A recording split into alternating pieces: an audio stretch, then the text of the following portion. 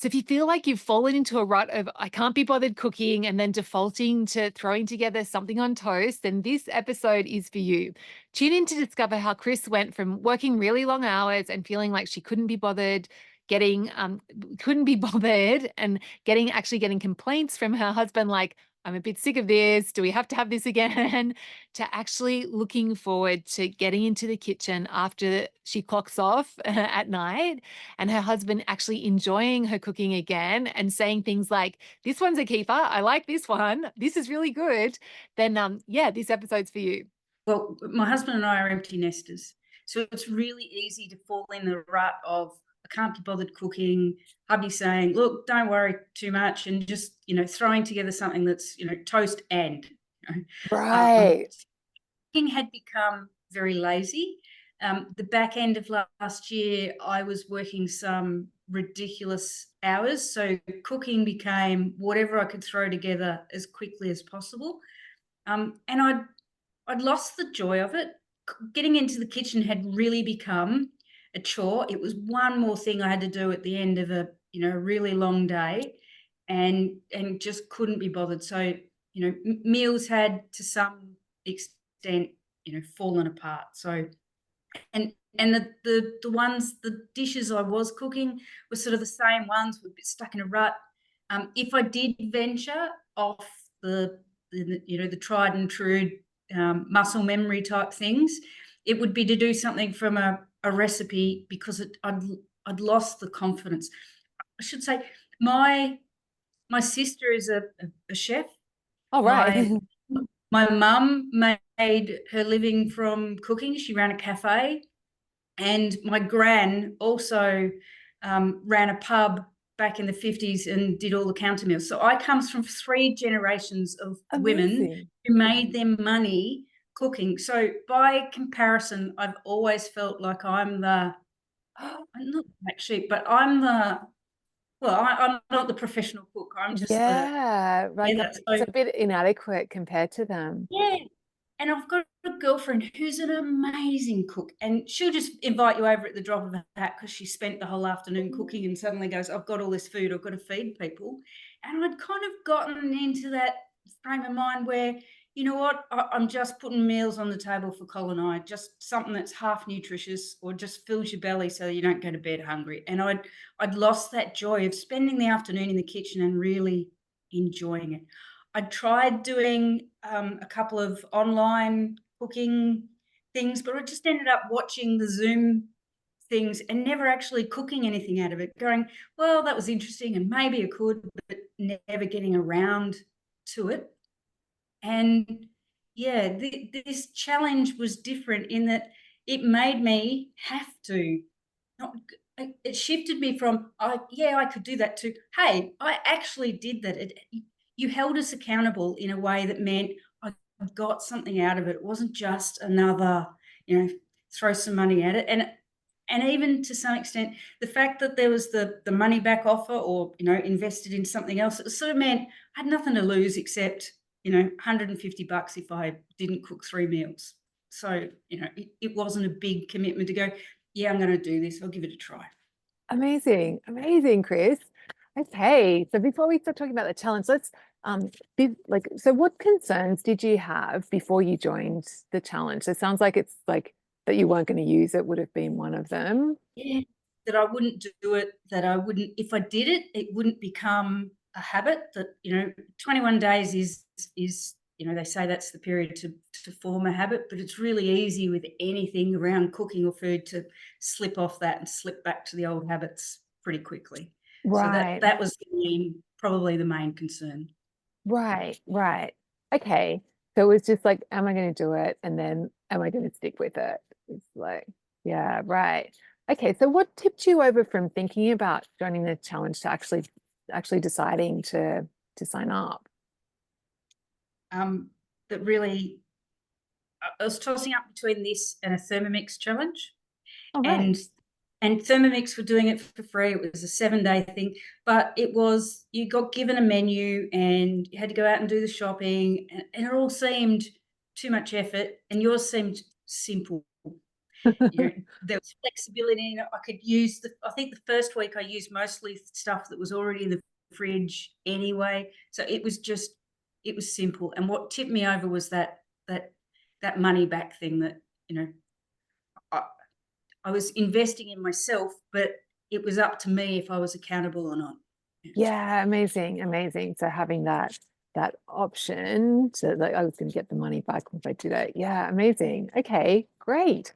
Um, okay, and so how has doing this challenge changed the way you feel about yourself and about cooking? I now feel confident back in the kitchen.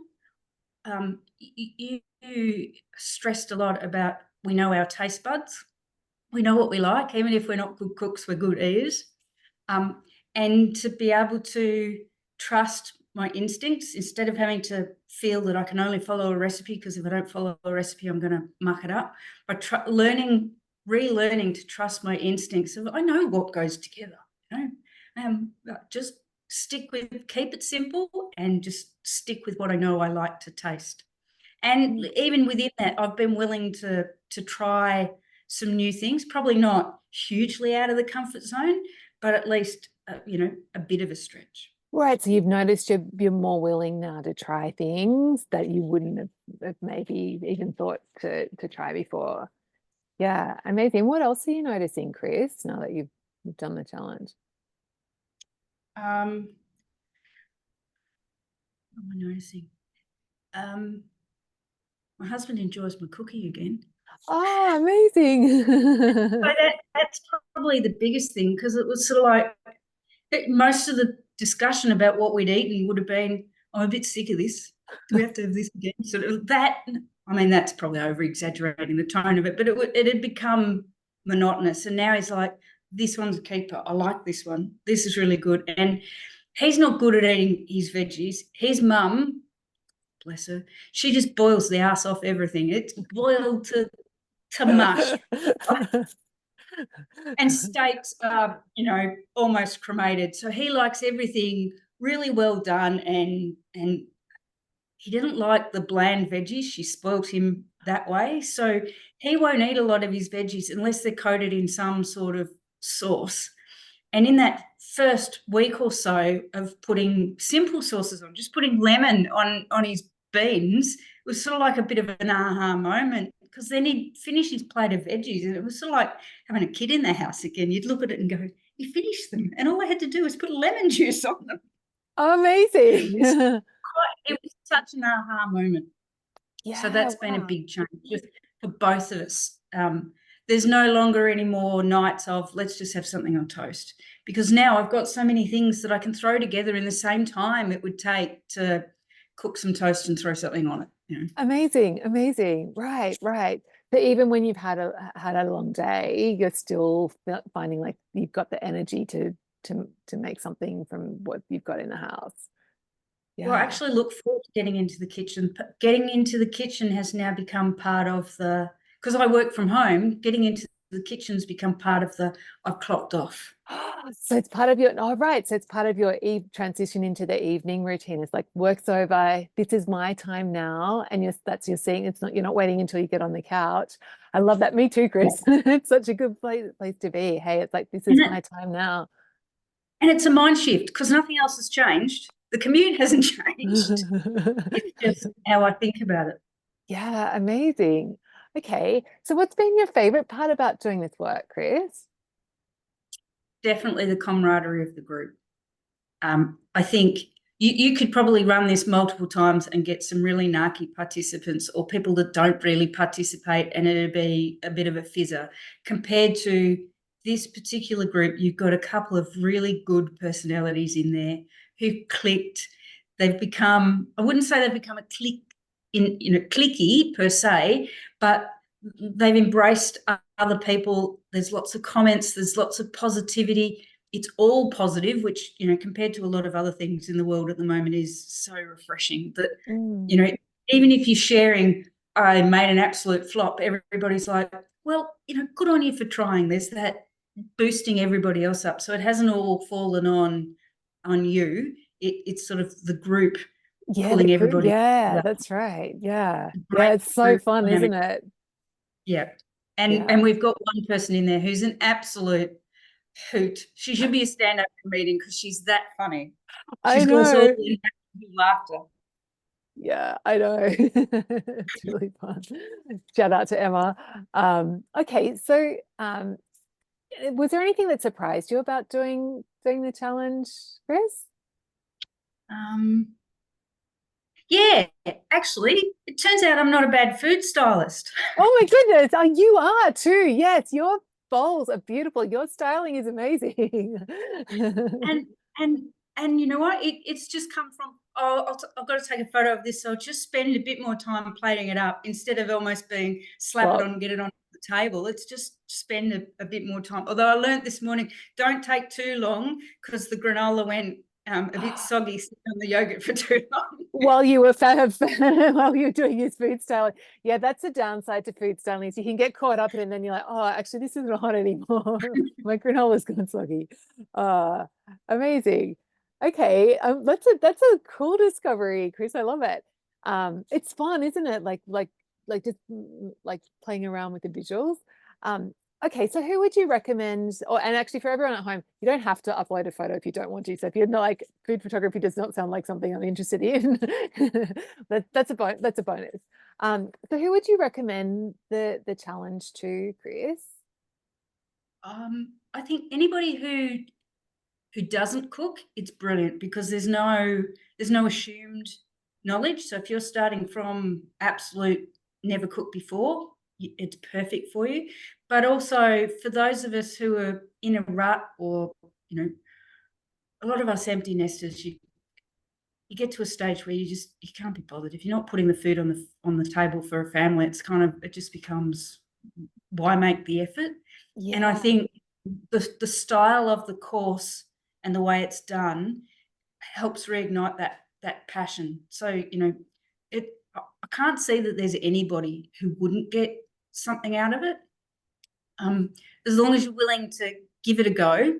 And it doesn't matter. I mean, some of the flavor combinations have blown my socks off as amazing, and others I think that's an interesting combination. I don't know how they came up with that. But each to their own. It's, if it works for their taste buds, great. So I'd recommend it to anybody. There's nobody who wouldn't benefit.